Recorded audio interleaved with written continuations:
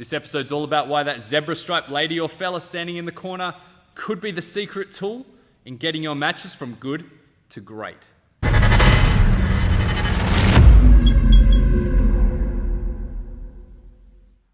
Pro wrestling is at its finest when it utilizes the stakes or limitations of a match. In a tag team match, the real fun happens when the partner comes in and makes it a 2-on-1. When there's a manager at ringside, the looming threat keeps you on your feet. And in 100% of matches, there's a referee who could be as active or as passive as you want him to be. But I'm here to argue that utilizing your referee is one of the most important things you can do. Firstly, let's talk about the rules, because that's what the referee's here to enforce. Why do we have rules in pro wrestling? A few reasons, but the most important is to allow a heel to get heat.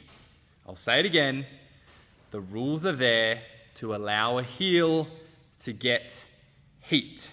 You can ignore the referee, have them in the background, just use them to count the 3. You might get along just fine. But those rules are there for us to bend and break. In some places, referees are taught to enforce the rules at all costs. Doesn't matter what was planned, what was meant for the match. If a wrestler breaks the rules too many times, it's a disqualification no matter what. That's your fault. In a lot of places though, especially at the independent level, referees are kind of treated as almost something in the background. They're there to make sure the match ends the way it should have ended, even if the wrestlers are being ignorant and lazy and not really playing by the rules. So it's really up to the wrestlers to use the referees and the rule set in the right way.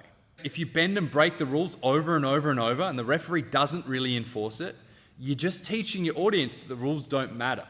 But when the rules do matter, a heel can bend them just to the right amount that they don't get disqualified, but they use it to regain momentum.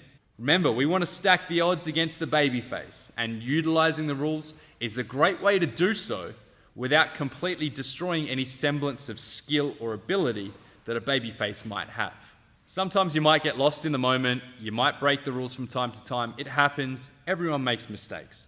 But if you're constantly belittling and berating and disrespecting the authority of the official in the match, then you're only getting heat on the referee, not yourself.